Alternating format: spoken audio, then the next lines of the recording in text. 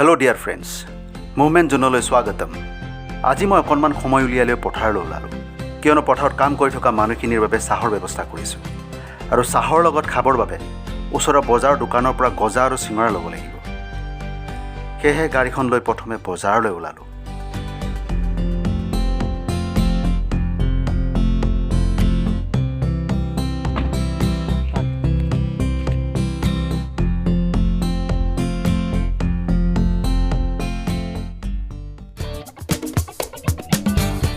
মই দোকান আহি পালোঁ।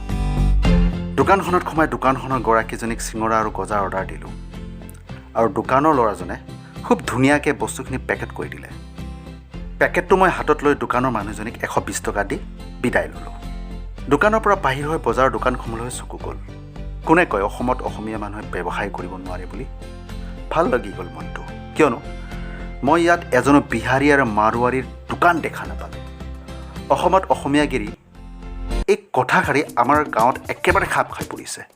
তাৰপিছত মই গাড়ীখন লৈ পথাৰলৈ ওলাই গ'লোঁ। ৰাস্তাত গৈ থাকোঁতে এটা কথা মন কৰিলোঁ। ৰাস্তাটোৰ দুয়োকাষে ওখ ওখ গছ গছনিসমূহ দেখি আপ্লুত হৈ পৰিলোঁ। ৰাস্তা ঘাট সামান্য পৰিমাণে বেয়া হ'বলৈ ধৰিছে যদিও নতুন গাড়ীখনৰ বাবে যাত্ৰাত আমনি নেপালোঁ। প্ৰচণ্ড ৰ'দৰ সূৰ্যৰ প্ৰখৰ উত্তাপে মোক দুগুণ উৎসাহ দিলে। কিয়নো গুৱাহাটীৰ তীব্ৰভাৱে বাঢ়ি অহা ট্ৰাফিকৰ সমস্যাই গাঁওখনৰ বিপৰীত ছবিখনে আগুৱাই যোৱাত সহায় কৰিছিল। চাহৰ ফ্লাক্স আৰু খোৱা বস্তুখিনি পথাৰৰ কোনো এচুকত থৈ দিলোঁ। তাৰপিছত সেউজীয়া ধানখিনিৰ মাজেৰে গৈ পথাৰত কাম কৰি থকা মানুহখিনিৰ লগতে মোৰ ফাদাৰে কাম কৰি থকা দেখা পাই আৰু বেছি ভাল লাগি গ'ল।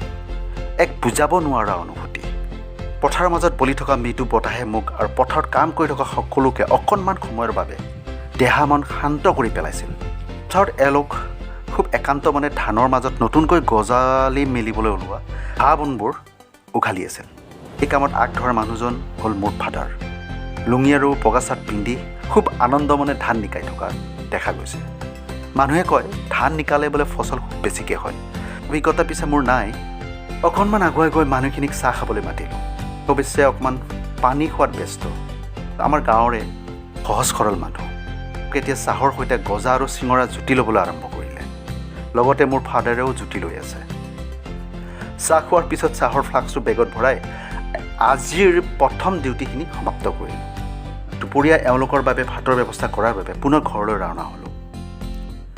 শেষত ভিডিঅ'টি চোৱাৰ বাবে সকলোকে ধন্যবাদ। ভিডিঅ'টি লাইক শ্বেয়াৰ আৰু ছাবস্ক্ৰাইব কৰিবলৈ নাপাহৰিব।